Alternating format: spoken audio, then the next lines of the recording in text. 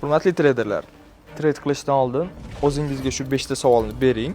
Agar shuni bittasiga javobingiz bo'lmasa, trade qilishga shoshilmang. Birinchi navbatda bozor tahlili, bozorni tahlil qilish, o'suvchi yoki tushuvchi trendligini aniqlash va muhim narx darajalarini belgilab olishingiz kerak bo'ladi. Va eng muhimi, siz yangiliklardan xabardor bo'lishingiz kerak. Har bir yangilik narxlarni keskin o'zgarishga olib kelishi mumkin. Ikkinchi qadam narx urvillarini belgilab olish. Support yoki resistance liniyalarini belgilab oldingizmi?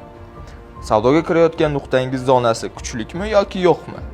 Va oxirgisi esa siz retest va fake'larni inobatga oldingizmi? Uchinchi qadam, risklarni boshqarish. Siz trade ochayotganda stop loss o'rnatdingizmi?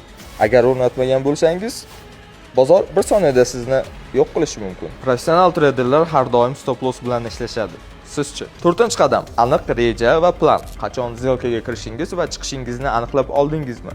Sizga foyda ko'rsatganda to'xtaymiz, bitimni yopamiz. Agar narx sizga qarshi harakatlanganda esa stop loss orqali to'xtatamiz. Beshinchi qadam, hissiyotlarni boshqarish. Bu tradingda eng asosiysi hisoblanadi. Qo'rquv va o'ch olish treyderning eng katta dushmani. Siz strategiyaga amal qilasizmi yoki impulsiv harakatlanasizmi? Yo'qotishlardan keyin sizda o'ch olish maqsadi bormi? Agar hech bo'lmaganda bitta shubha paydo bo'layotgan bo'lsa, xatolarni ko'rib chiqish kerak. Savdolaringizni aniq va hissiyotlarsiz olib borishni o'rganmoqchimisiz? Bizning jamoaga qo'shiling, hammasini tushuntirib beramiz.